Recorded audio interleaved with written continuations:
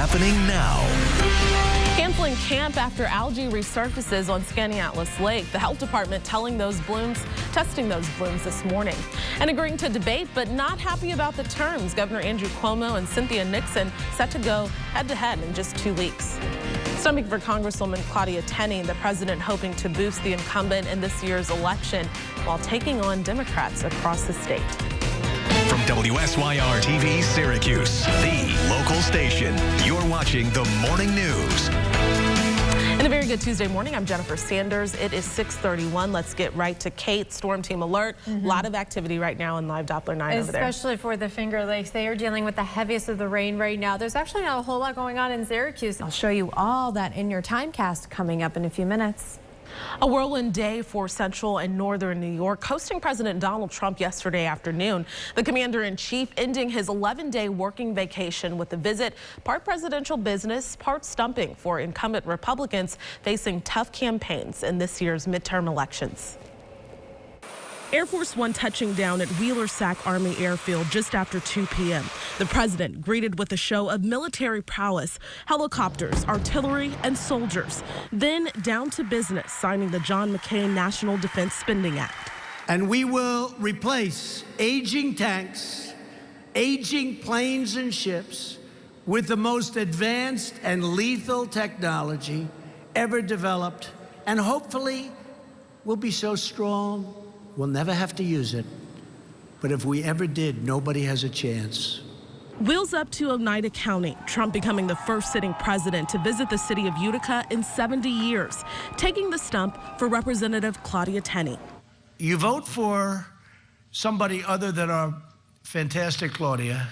You're voting for higher taxes. They want to raise your taxes. And taking on New York's top Democrats. Cuomo wants to take away your Second Amendment. Now, he called me and he said, I'll never run for president against you.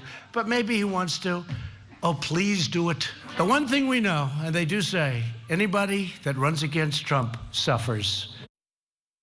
Well, Governor Andrew Cuomo wasting no time responding to Trump's attacks. The governor tweeting, quote, Donald Trump and the NRA bankrupt bedfellows, literally and morally. Unlike Trump, I'm not afraid to take on the NRA. The president's visit making some waves toward New York Democrats in more ways than one, with news this morning of Governor Andrew Cuomo agreeing to debate primary challenger Cynthia Nixon.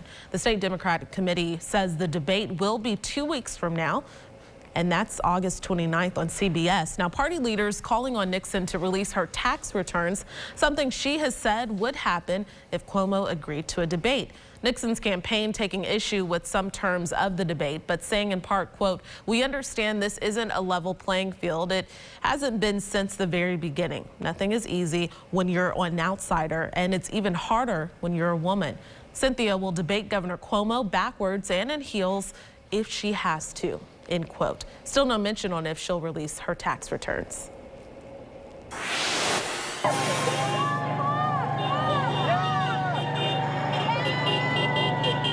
Now let's head back to Oneida County, a much more united front from Trump critics. Organizers say 1,700 people were out on Genesee Street in Utica protesting the presidential visit and Congresswoman Claudia Tenney.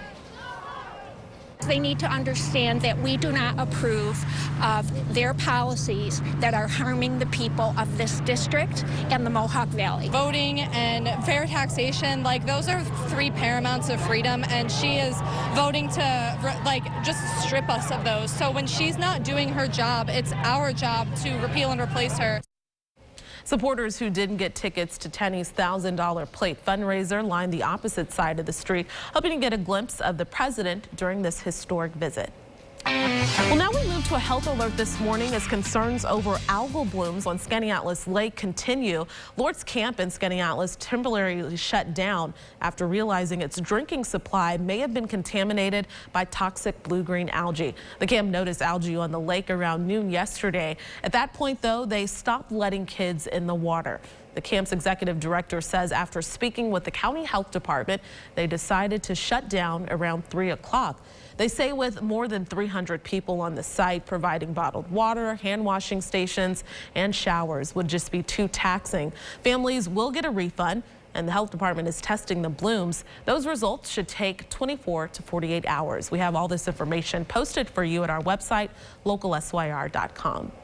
New this morning, one of two men accused in the 2017 death of 11-year-old Jacelyn O'Connor will now spend the next 20 years to life in prison. In June, Tobias Wunstrom Wooding pleaded guilty to the second-degree murder and first-degree rape of Jacelyn O'Connor. Wunstrom Wooding and his partner James Brower were both charged for her death last July. Investigators say the two were working together in acts that resulted in her death. Brower, the father of Jacelyn's half-brothers, is facing trial later this year.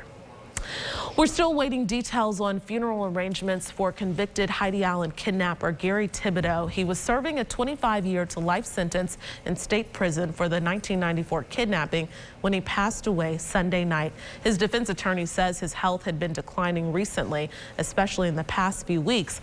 We're also now hearing from Oswego County District Attorney Greg Oakes.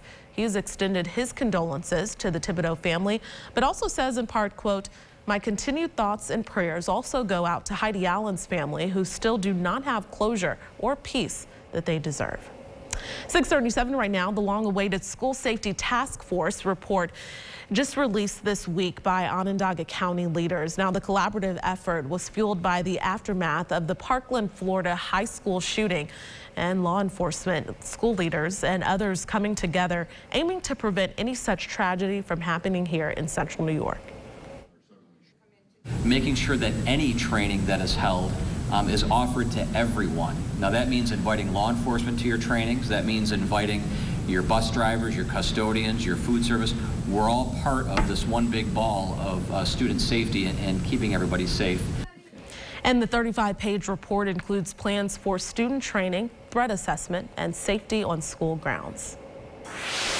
Neighbors in the city of Oswego will be getting a 2.1% tax reduction for the first time in 20 years. Mayor Billy Barlow unveiling his budget for next year last night at City Hall.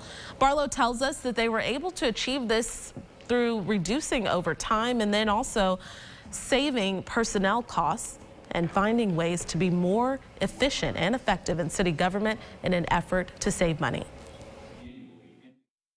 We are offering this reduction without using a single dollar out of the savings account, the fund balance for the city. So you have to go back as far as 1969 to find a city budget that actually reduces taxes without using any of the city's fund balance. And Mayor Barlow says they've been working these last few years to improve the overall quality of life for those who live in the city. 6:39 right now. We are in Storm Team Alert. You've been busy over there. A lot of reports of flooding coming into our newsroom. Especially the Lodi area, the Finger Lakes, Seneca County still under that flash flood warning, which means that the flash flooding is happening right now. It is imminent. So if you have to seek higher ground, there's been reports of vehicles and campers being washed away in some parts over near Lodi. So a pretty serious situation going on in southern Seneca County. We are still dealing with extremely heavy rainfall, and that's going to be with us all morning long. And you said some basements flooding as well, yes, right? Our weather watcher, Deb in Lodi, she said they had 16 inches of rainfall in their basement, and she's in higher elevation in Lodi as well. Okay. So, yeah. We'll keep watching that. All right, now to our question of the day. This weekend, NASA launched a probe that will travel to the sun. The sun, though, is not the hottest spot in the universe. One constellation is. Our question of the day, which constellation is actually the hottest spot? And we'll get to answer this right now. I'm saying C. Oh, okay. You know, I was thinking, I was going to say Virgo actually, but then it came up. That was just a wild guess. All right, temperatures reach up to 300 million. Yes, you heard me right. 300 million degrees in a cloud of searing gas that surrounds a swarm of galaxies 5 billion light years away. And that is in the constellation of Virgo, as we just showed you. Are you a Virgo? No, I'm not. No, Oh, okay. Are you? No, I don't even know what month. Okay. Just thought I'd ask.